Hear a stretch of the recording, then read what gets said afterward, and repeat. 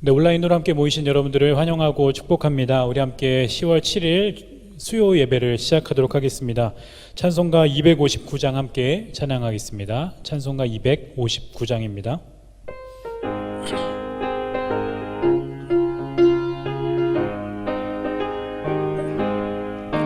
예수 십자가에 흘린 피로써 그대는 씻기어 있는가? 더러운 죄이게 하는 능력을 그대는 참으시 않은가? 예수의 보혈로 그대는 씻기어 있는가? 마음속에 여러 가지 죄악이 깨끗이 씻기어 있는가? 주 예수와 밤낮으로 늘 함께 그대는 행동을 하는가? 아무 때나 어디서나 그대는 십자가 붙들고 있는가? 예수의 보혈로 그대는 씻기어 있는가? 마음속에 여러 가지 죄악이 깨끗이 씻기어 있는가?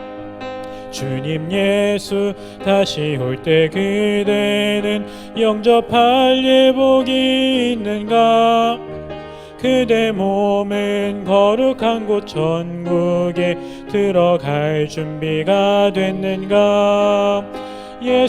예수의 보혈로 그대는 씻기어 있는가? 마음속에 여러 가지 죄악이 깨끗이 씻기어 있는가? 모든 죄에 더러워진 예복을 주 앞에 지금 다 벗어서 샘물같이 솟아나는 보혈로 눈보다 더 희게 씻으라. 예수의 보혈로 그대는 씻기어 있는가? 마음속에 여러 가지 죄악이 깨끗이 씻기어 있는가? 아멘. 436장 찬양하시겠습니다.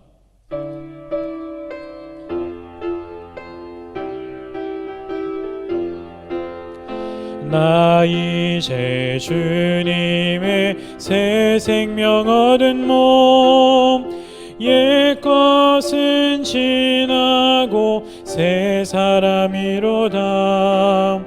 그 생명 내 맘에 강같이 흐르고 그 사랑 내게서 해같이 빛난다. 영생을 누리며 주 안에 살리라. 오늘도 내일도 주와 함께 살리라. 주 안에 감추인 새 생명 얻으니 이전에 줬던 것 이제는 값없다. 하늘의 은혜와 평화를 맛보니 찬송과 기도로 주와 함께 살리라. 영생을 누리며 주 안에 살리라. 오늘도 내일도 주와 함께 살리라. 산천도 초목도 새 것이 되었고 죄인도 원수도 친구로 변한다. 새 생명 얻은 자 영생을 누리니 주님을 모신 맘 새 하늘이로다. 영생을 누리며 주 안에 살리라. 오늘도 내일도 주와 함께 살리라.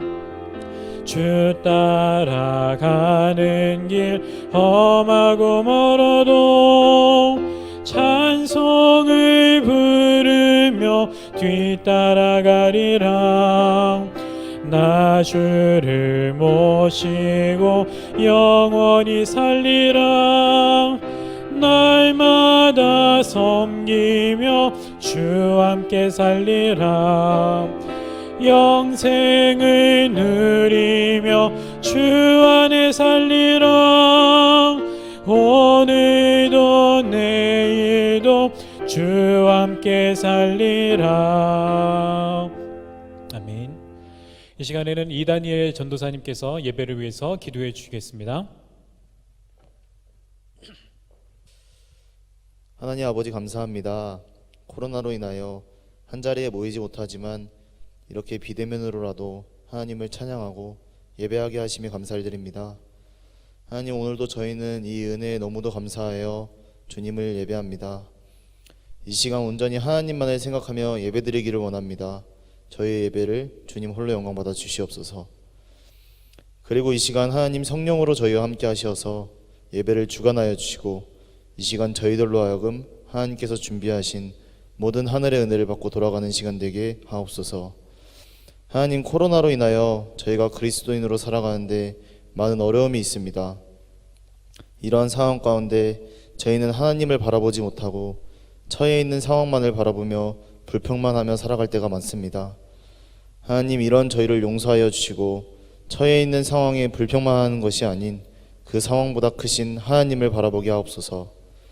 또한 말씀 앞에서의 자신을 비추어 보고 스스로 낮추고 겸비하여 날마다 거듭나 거룩하신 하나님 앞에서의 예배자의 모습을 회복하게 하여 주옵소서. 하나님, 이제 강성경 목사님 하나님의 말씀을 증거할 때 말씀 위에 기름 부어주셔서 저희가 말씀을 듣고 마음밭에 받아 오늘도 말씀으로 거듭난 삶을 살아갈 수 있도록 주님 역사하여 주시옵소서. 오늘 우리의 예배를 받으실 존귀하신 하나님을 찬양합니다. 예수님의 이름으로 기도드렸습니다. 아멘.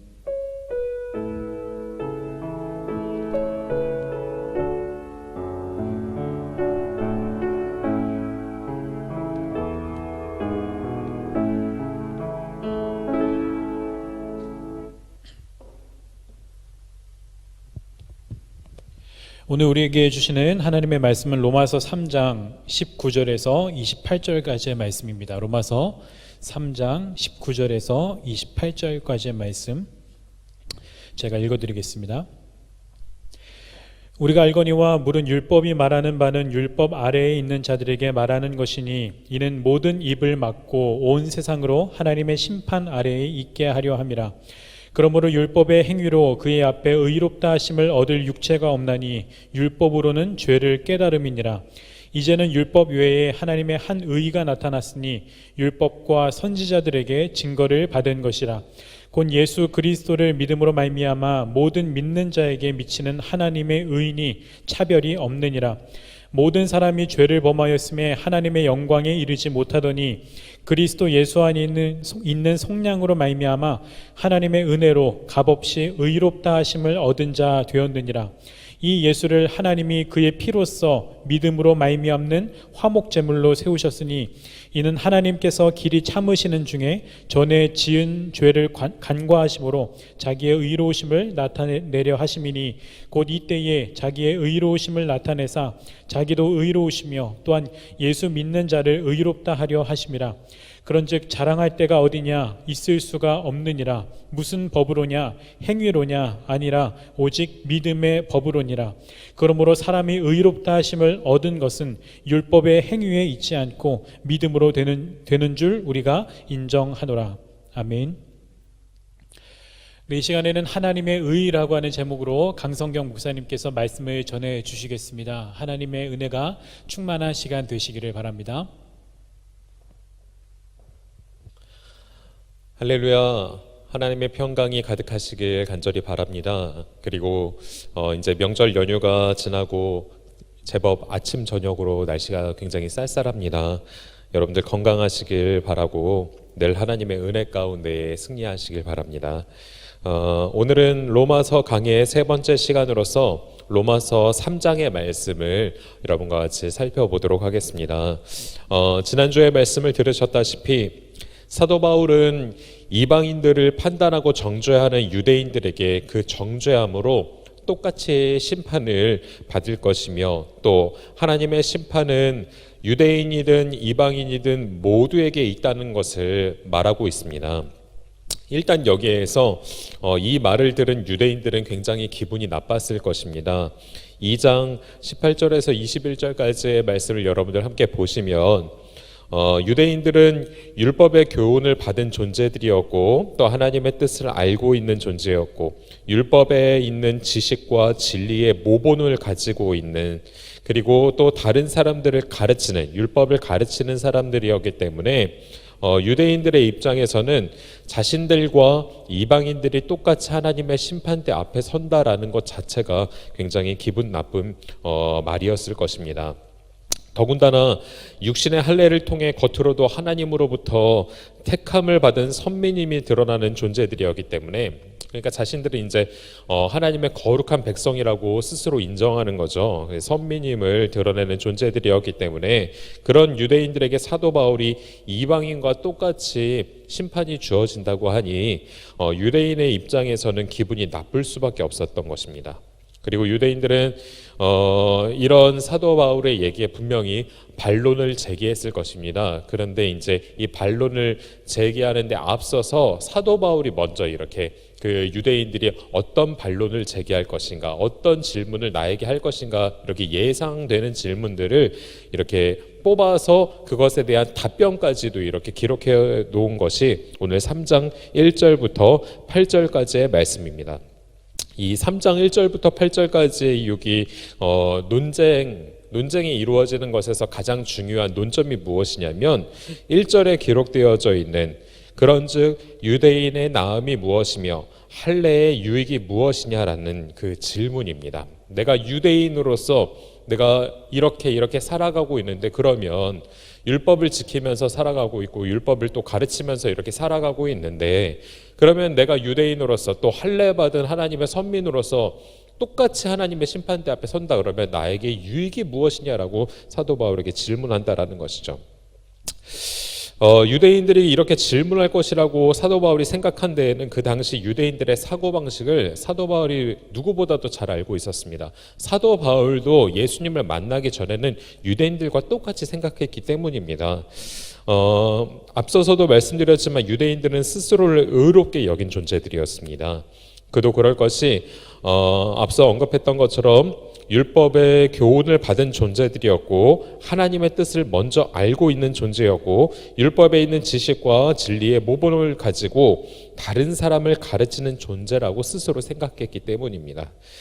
또한 유대교의 문헌인 탈무드를 보시면 탈무드의 조상의 격언편에서는 유대인들이 5살이 되면 교리 공부를 시작해야 하며 10살이면 전승을 공부하고 13살이면 하나님의 모든 율법을 알고 그 계명을 실천에 옮겨야 한다. 또 15살이면 지식의 완성회로 나아가야 한다라고 규정되어 있고, 그 규정에 따라서 유대인들이 자신들뿐만 아니라 자신들의 자녀들까지도 이렇게 교육하고 살아가는 것을 보게 됩니다. 되게 철저했던 것 같아요. 그렇죠? 지금도 철저하게 물론 유대인들이 이렇게 살아가고 있지만 왜 그러잖아요. 한국의 부모들의 교육열과 버금가는 것이 이제 유대인의 부모들의 교육, 유대의 엄마들의 그 교육열이라고 하잖아요. 우리가 이렇게 초등학교, 유치원부터 해서 초등학교, 중학교, 고등학교에 이렇게 과정을 밟아가듯이 유대인들이 이렇게 교육의 과정을 밟아가는데, 여기에서 중요한 것이 무엇이, 하나님의 율법을 굉장히 중요하게 여기고 그 율법을 어렸을 때부터 5살 때부터 교리 공부 시작하고 10살이면 전승 공부하고 13살이면 하나님의 모든 율법을 안대요. 13살.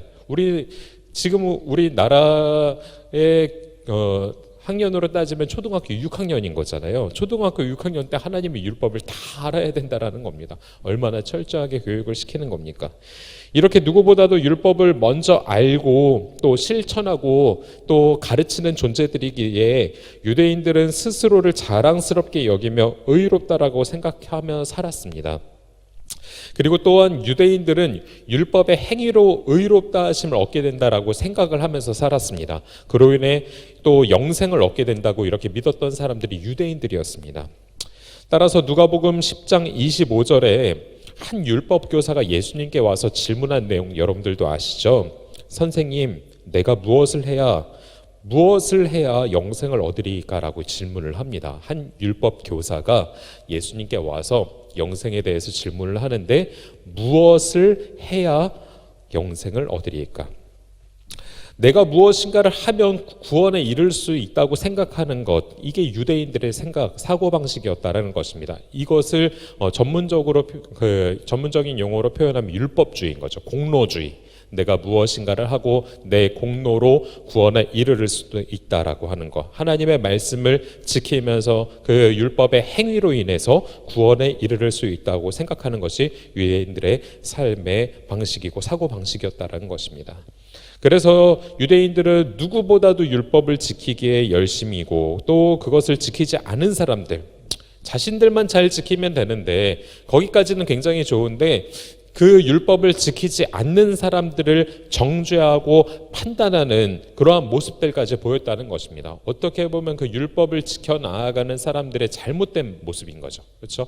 자신들이 철저히 하나님 앞에서 신앙을 지키고 말씀을 지키는 것 굉장히 중요합니다. 그런데 거기에서 그치면 되는데, 그리고 같이 지키자고 이렇게 독려하면서 나갔으면 좋겠는데 그 율법을 가지고 이제 판단의 잣대를 삼는 거잖아요. 그렇죠? 나는 이렇게 지키는데 너는 왜 지키지 않아? 이렇게 판단하면서 가는 거. 지금으로 따지면 나는 교회에서 이만큼 봉사를 하는데 당신은 왜 봉사하지 않습니까? 그렇죠? 나는 이런 과정을 밟아서 여러 가지 성경 공부도 하고 뭐 새가족도 수료를 하고 그리고 여러 가지 교육들을 교회에서 받아왔는데 당신은 왜 받지 않습니까? 이렇게 판단하는 것들, 이런 것들이 문제가 된다라는 것입니다. 유대인들은 그렇게 살았다라는 거예요. 그러니까 사도 바울이 그것에 대해서 얘기하는 것입니다. 그런 것들은 잘못된 것이야. 그리고 또한 유대인들은 어떤 성향의 사람들이었냐? 굉장히 계산적인 사람들이었다. 나쁘게 말하면 계산적인 거고 좋게 말하면 이제 사리 분별도 굉장히 잘하고 이렇게 똑똑했던 사람들이라는 것이죠. 근데 왜 계산적인 사람이었느냐? 앞서서도 말씀드렸지만 유대인으로서 이제 할례인으로 살아가는데 나에게 어떤 유익이 있느냐 이렇게 물어보는 거. 나에게 어떤 유익이 있느냐? 마태복음 20장에 기록된 포도원 품꾼의 비유에서 나오는 품꾼의 모습을 보면 우리가 이것을 좀 가늠해 볼 수 있습니다. 여러분들 아시다시피 주인이 와서 이제 품꾼들을 이렇게 부르잖아요. 포도원에 와서 일을 하라라고 이렇게 얘기를 하고 이제 아침부터 일을 시킵니다. 그래서 일을 한 사람들에게 한 데나리온씩 주겠다고 약속을 하죠. 주인이 그렇게 약속을 하고 일을 하는데 일을 열심히 하다 보니까 이제 나중에 주인이 불러서 와서 일을 하는 일꾼들도 보이는 거예요. 그러면 먼저 와서 일하고 있는 일꾼들의 생각에는 나중에 와서 일하는 일꾼들, 저 일꾼들은 얼마를 받나 생각해보자라고 생각할 수 있잖아요.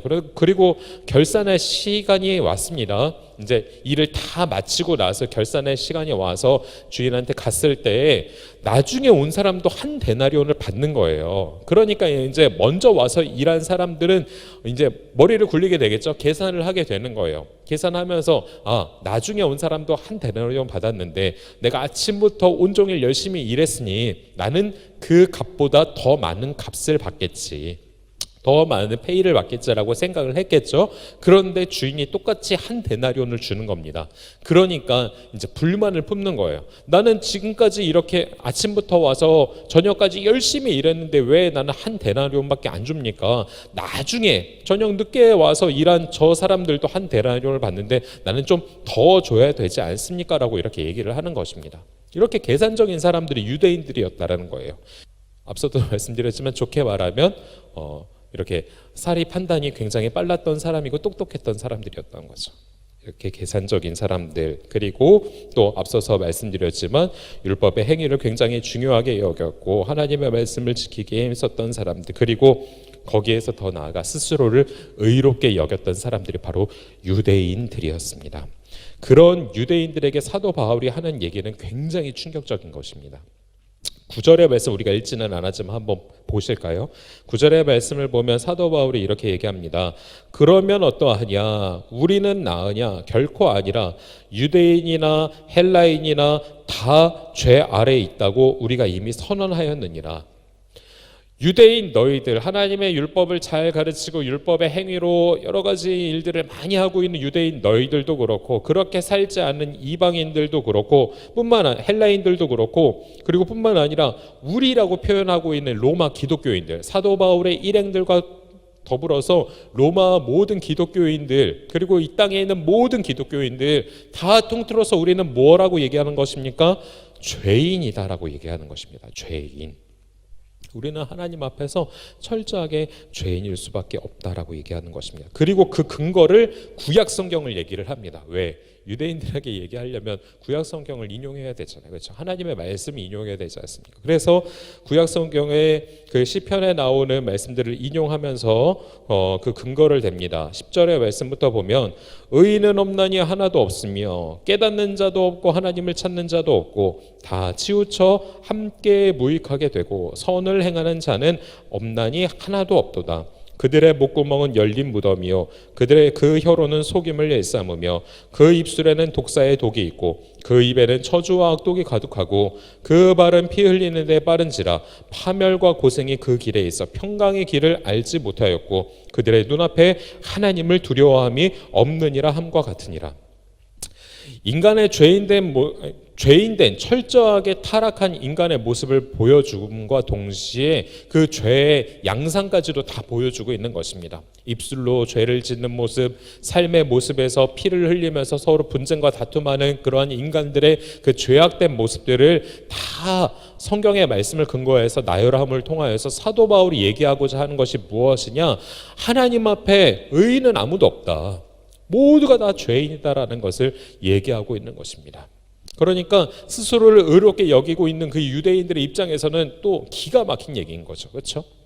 율법을 잘 지키고 율법의 행위를 잘 지켜나가면 제사를 열심히 드리면 하나님 앞에 죄사함을 받고 나아가면 스스로 의롭게 되는 줄 알았는데, 그런데 그게 아니라고 하니까, 모두 다 죄인이다라고 얘기를 하니까, 그러니까 이제 충격적인 이야기가 되는 것입니다. 그래서 우리는 결국에 모두가 하나님 앞에 섰을 때, 나중에 우리가 하나님의 심판대 앞에 섰을 때 우리는 하나님 앞에 아무 변명도 할 수 없는 그런 존재들인 거예요. 그래서 오늘 19절의 말씀에 그렇게 얘기하고 있는 것 아닙니까? 이는 모든 입을 막고 온 세상으로 하나님의 심판 아래 있게 하려 함이라. 율법 아래에 있는 모든 자들, 율법 아래에 있는 모든, 하나님의 말씀 아래에 있는 모든 자들, 그리고 이 세상에 있는 아담과 하와의 죄로부터 이어지는 모든 우리의 인간의 모습들은 다 죄인된 모습이다라는 것을 얘기하는 거예요. 심판대 앞에서 우리의 공로 얘기할 수 없다라는 거예요. 우리가 이렇게 했어요 라고 얘기할 수 없다라는 거예요. 하나님이 그냥 심판하시는 그 앞에서 우리는 입을 다물 수밖에 없다라는 것입니다. 변명할 거리가 하나도 없는 죄인이다라는 것입니다. 절대로 스스로 구원에 이르를 수 없는 존재들인 것입니다. 그래서 종교개혁자 마틴 루터는 죄인된 우리의 상태와 구원의 특성을 가리켜서 엑스트라노스라는 표현을 사용했습니다. 엑스트라노스. 이 표현이 무엇이냐? 구원은 나로부터 이루어지는 것이 아니라 나 밖으로부터 구원은 오는 것이다라는 것을 얘기하는 것입니다. 엑스트라노스. 구원은 나의 밖으로부터 나에게 임하는 것이다. 왜냐하면 마틴 루터도 그 전까지 유대인들처럼 율법의 행위, 무엇인가를 이렇게 해서 의로워질 수 있다라고 믿었던 사람이었습니다. 그래서 마틴 루터는 자기 스스로의 힘으로 하나님의 의에 이르기 위해서, 하나님 앞에 거룩하게 인정받기 위해서, 의롭다 하는 것을 인정받기 위해서 무던히도 노력했던 사람이 바로 마틴 루터였습니다. 그래서 끊임없이 기도했고, 기도하는 것과 동시에 끊임없이 고행을 했습니다. 고행. 왜 불교에서 세상의 번뇌에서 벗어나고 해탈을 하고자 고행을 한다고 하지 않습니까? 108번 이렇게 108배를 하기도 하고요. 그렇죠? 끊임없이 고행을 하잖아요. 침묵 수행을 하기도 하고 자신의 죄를 벗기 위해서 해탈하는 경지에 이르기 위해서 그렇게 고행을 한다고 하지 않습니까? 불교뿐만 아니라 뭐 카톨릭도 마찬가지. 계속해서 고행을 하고 무엇인가 수련해야 되고 내가 무엇인가 반응해야 되고 이래야 된다라는 것들. 그것처럼 중세 카톨릭에서도 비슷한 행위를 했습니다. 일례를 따지면 이렇게 그 마틴 루터가 그 계단도 이렇게 무릎으로 기어 올라갔다라고 해요. 그러므로 인해서 자신의 그 죄악된 습성들을 다 그 육신의 고통을 통해서 죄악된 습성들까지도 다 이제 씻어 나아간다라고 그렇게 생각을 했던 것이죠. 이렇게 카톨릭 사제였던 루터가 고행을 하면서 스스로 의롭게 되기 위해서 노력을 했지만 마틴 루터는 그 구원에 대한 확신을 가질 수가 없었습니다. 이렇게 고행을 하면서 이렇게 내가 스스로 의롭게 한다고 하는 게 이게 진짜 구원에 이르는 것인가? 의문을 가질 수밖에 없었어요. 그러던 그가 사도 바울의 로마서의 말씀을 통해 더 이상 죄인이 아니라 하나님으로부터 우리가 의롭다 인정받는 것은 인간의 노력의 문제가 아니라 철저히 하나님으로부터 와야 되는 것임을 깨닫고 난 다음에는 그가 진정 자유함을 얻을 수 있었다. 그리고 구원의 확신을 얻을 수 있었다라는 것입니다. 그래서 엑스트라노스라는 표현을 사용하게 된 것입니다. 여러분, 제가 지금 의롭다라는 표현을 계속해서 하고 있는데 이 의롭다라는 것은 법적 용어입니다. 법적 용어. 죄인이 재판장 앞에 섰을 때 판사로부터 당신은 무죄입니다라고 선고받는 것. 그 의롭다. 이제 당신은 더 이상 죄인이 아닙니다라고 이렇게 선고받는 것이 의롭다라는 것이죠. justified라고 이렇게 얘기를 하는데 그 죄인된 우리가 스스로를 나는 justified 됐어. 나는 의로워졌어. 이렇게 선포할 수 있습니까?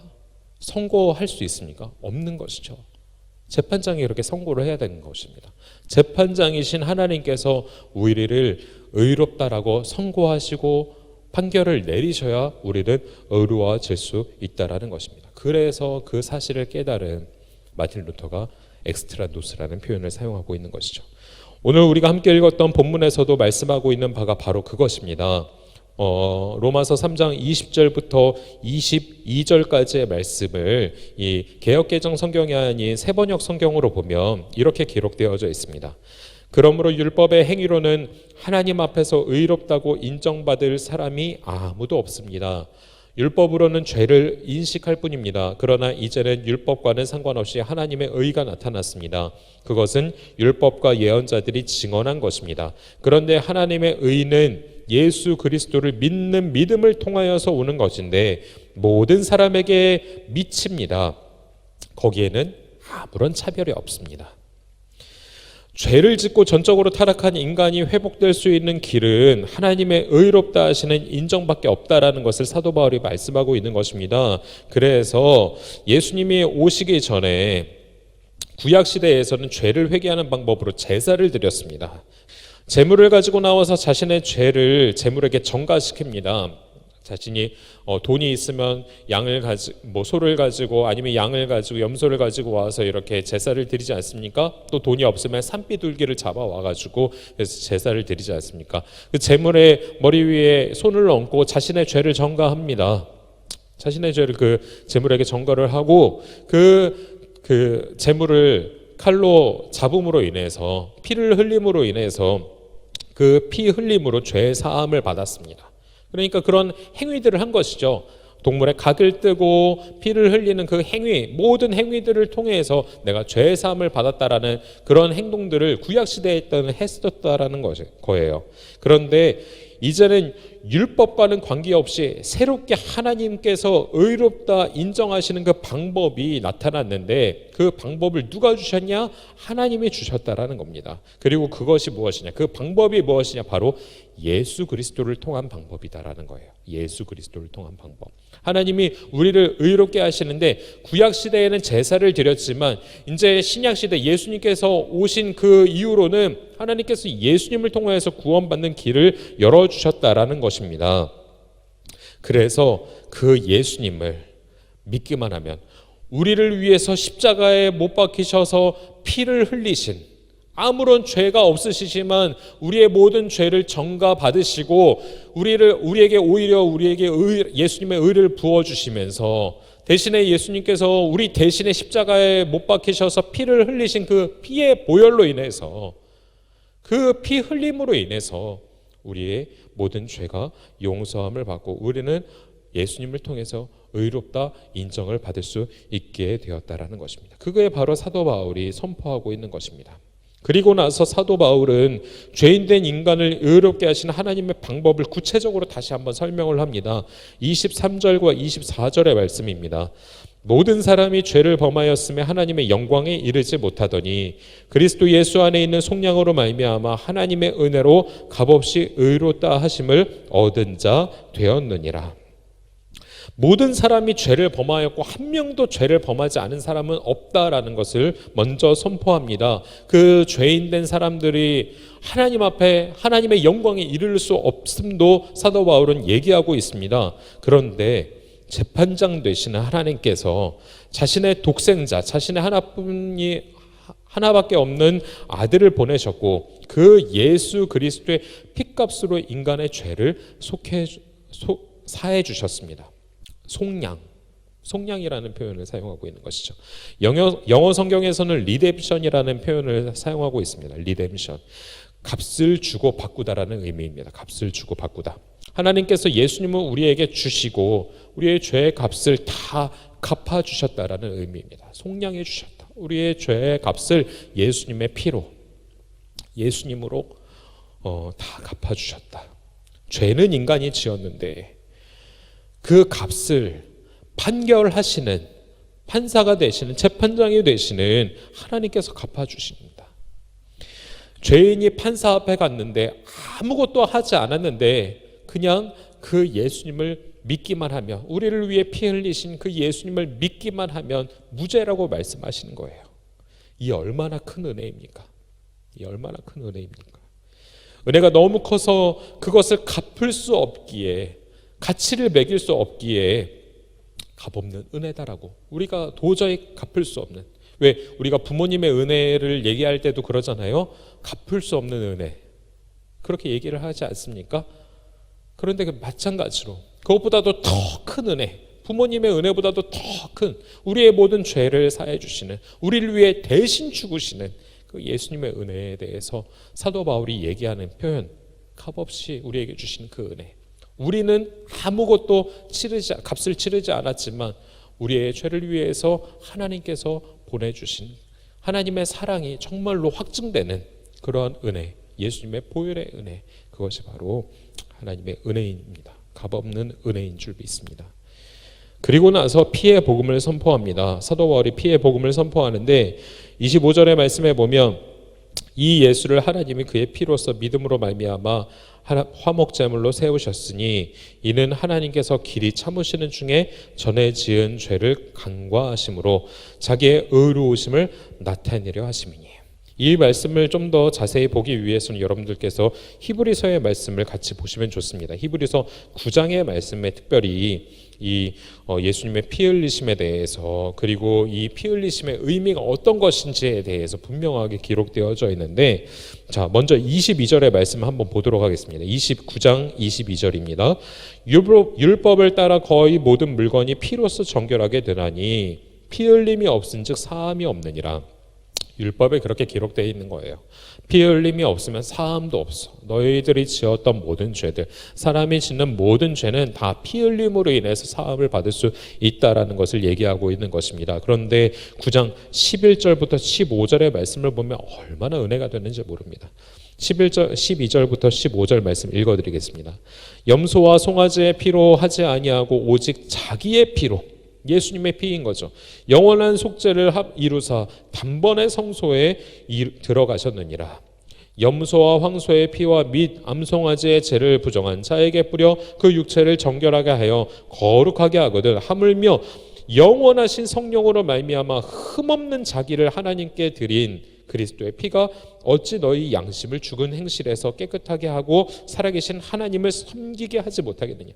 피를 흘리는 그 피를 예수님의 보혈을 믿으면 우리는 죽은 행실에서 깨끗하게 될 수밖에 없다라는 것을 얘기하는 거예요. 그리고 하나님을 우리가 섬길 수밖에 없다라는 겁니다. 그 은혜를 기억하면 우리를 위해서 보혈을 흘리신 그 예수님의 은혜, 예수님의 그 희생, 그리고 하나님의 그 사랑, 그 은혜를 기억하면 우리는 하나님을 믿을 수밖에, 섬길 수밖에 없다라는 것을 얘기하는 것입니다. 그리고 나서 15절 말씀입니다. 이로 말미암아 그는 새 언약의 중보자시니 이는 언약 때에 범한 죄에서 속량하려고 죽으사 부르심을 입은 자로 하여금 영원한 기업의 약속을 얻게 하려 하심이라.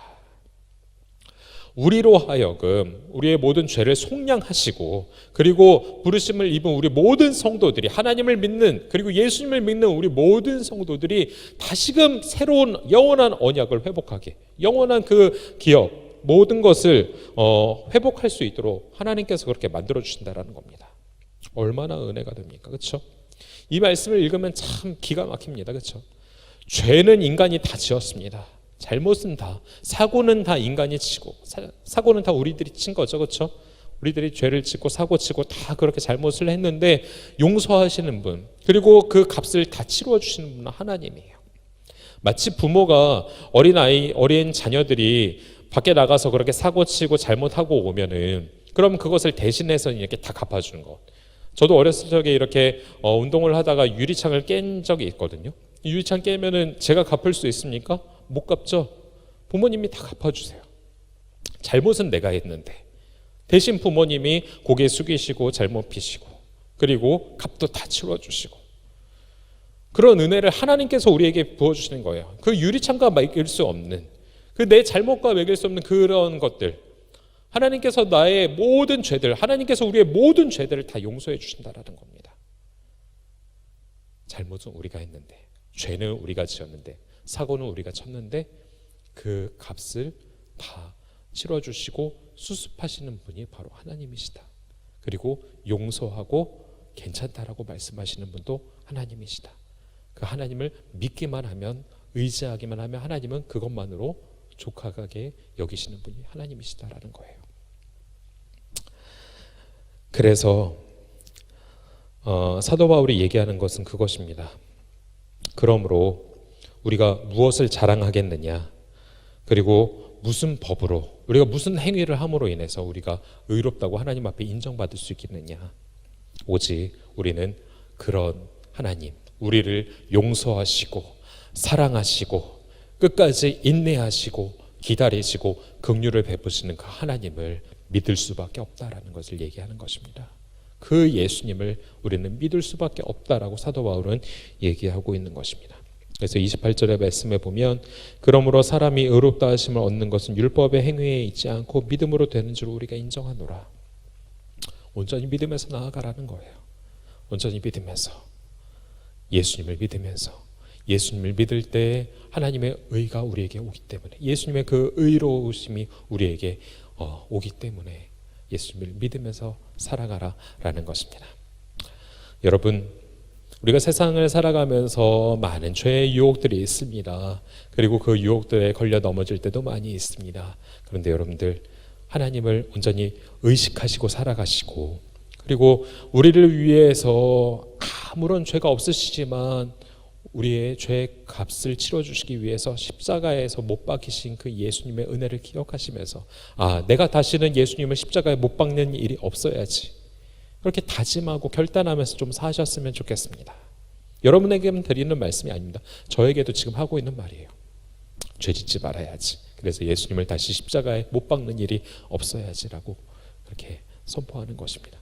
여러분, 죄의 길에서 돌이켜서 늘 하나님의 동행하심을 의식하시고 성령님을 내 심령 가운데, 여러분의 심령 가운데 모시고 그렇게 살아가실 수 있는, 그래서 하나님으로부터 의롭다 칭함을 받고 진정한 구원과 죄부터 자유함을 얻을 수 있는, 그래서 그러실 수 있는 저와 여러분이 되셨으면 좋겠고, 이 복음 그리고 이 진리를 증거하면서 우리 모두가 구원받기를 원하실 하나님의 뜻을 이루어 나아가실 수 있는 저와 여러분들 되시길 주님의 이름으로 축복합니다. 기도하겠습니다. 하나님, 죄인된 우리들을 용서해 주심에 감사합니다. 유대인들의 모습을 보면서 우리의 모습도 돌이켜 봤습니다. 무엇인가 자꾸 하려고 하고, 그리고 계산하는 삶 가운데 있었던 우리의 모습들 봤습니다.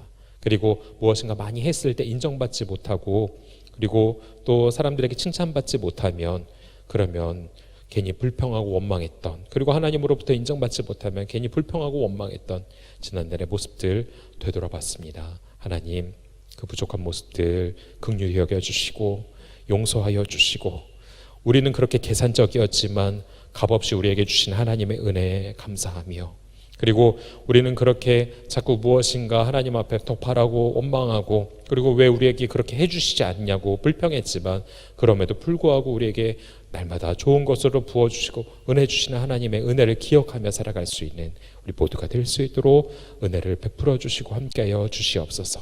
사고는 우리가 쳤지만, 죄는 우리가 지었지만 용서하시는 하나님의 은혜 다시 한번 깨닫게 하시니 감사를 드립니다. 그 은혜 기억하면서 하나님, 우리의 삶 가운데 다시는 죄를 짓지 않도록 하나님을 의식하며, 내 안에 계시는 성령님을 의식하며 죄의 길에서 떠나 하나님의 의의 길로 걸어 나아갈 수 있는, 그림으로 인하여서 하나님께 칭찬받고 의롭다 인정받을 수 있는 우리 모두가 될 수 있도록 도와주시옵소서.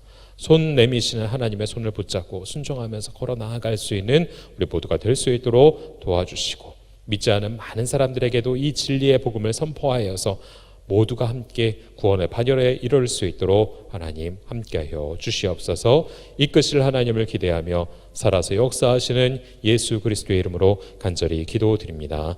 아멘.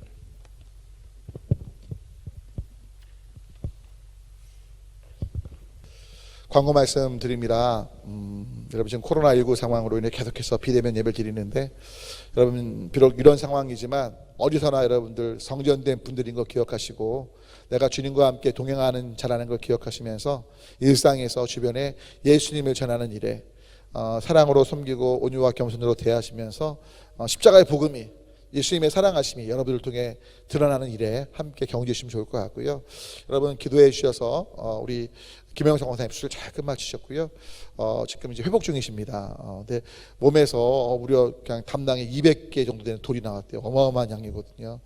정말 은혜인 것 같고요. 우리 권사님 축복해 주시고 계속 중보해 주시고, 또 우리 박희정 권사님도 월요일 날 수술을 잘 하셔서 이제 아마 3개월 정도 누워 계실 상황인데 허리뼈가 잘 굳으시도록, 그리고 또 익명으로 말씀하신 성도님도 너무 수술이 잘 되셔서 수술하신 바로 다음 날부터 움직이시고 또 이렇게 활동하고 계셔서 모든 치료 과정 가운데 함께 하시도록, 그 외에도 여러분 생활하시는 분들, 주보에 있는 분들을 위해서 기도해 주시고, 수험생들 여러분 계속 새벽마다 말씀 올리지만 기도 떠오르시는 분들 계시면 함께 중보하시면 좋을 것 같습니다.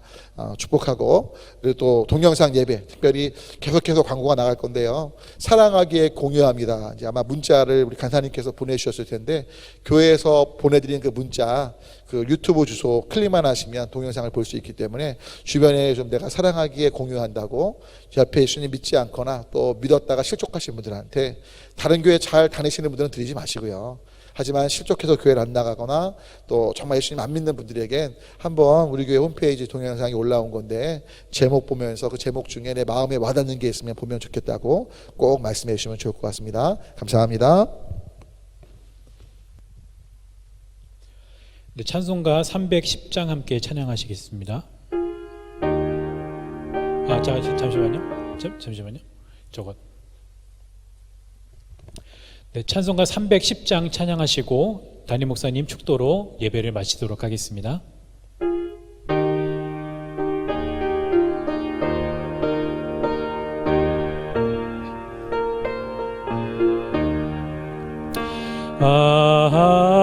하나님의 은혜로 있을 데 없는 자, 왜 구속하여 주는지 난 알 수 없도다.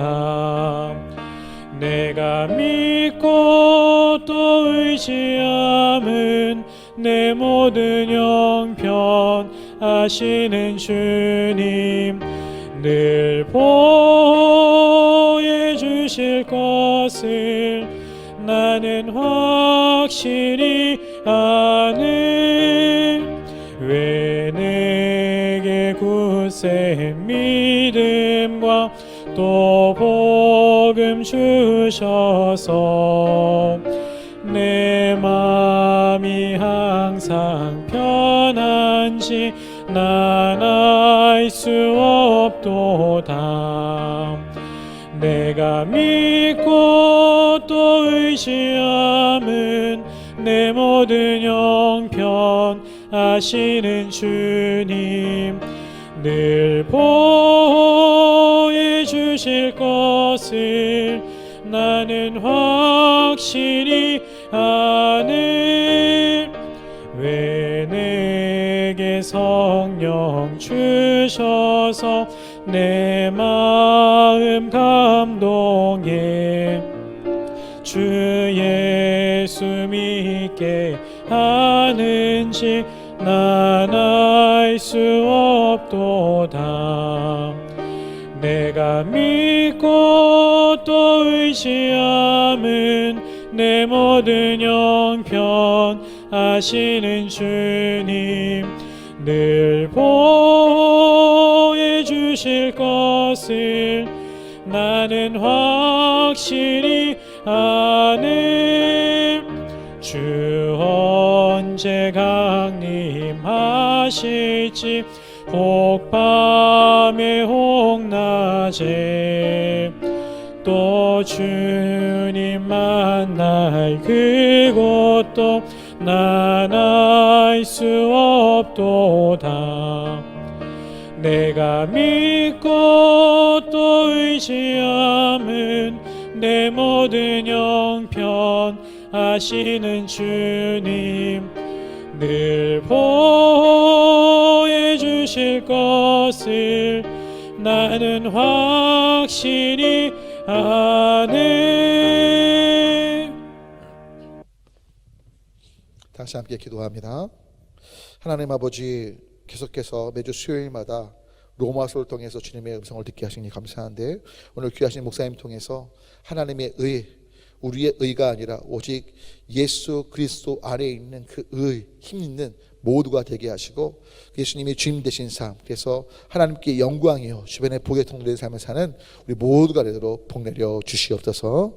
이제는 우리를 사랑하사 우리 죄를 위하여 십자가에 달려 죽으시고 부활하사 영원히 우리와 함께 하시는 임마누엘 예수 그리스도의 놀라우신 십자가의 은혜와 우리를 사랑한 이를 포기치 않으셔서 하나밖에 없는 아들을 주신 아빠 하나님의 무한하신 사랑과 우리의 힘과 소망과 위로와 능력이 되시며 우리로 우리 자신이 아닌 죄사신 사망에서 건지신 예수 그리스도 안에 있는 그 하나님의 의를 힘입도록 이끄시는 성령님의 감화 감동 위로 역사하심이 우리 예배에 참여하신 귀하신 한 분 한 분과 속하신 가정과 하시는 일들 가운데 우리 수혜재단과 이 나라의 민족 가운데 함께 하시길 간절히 축원하옵나이다. 아멘.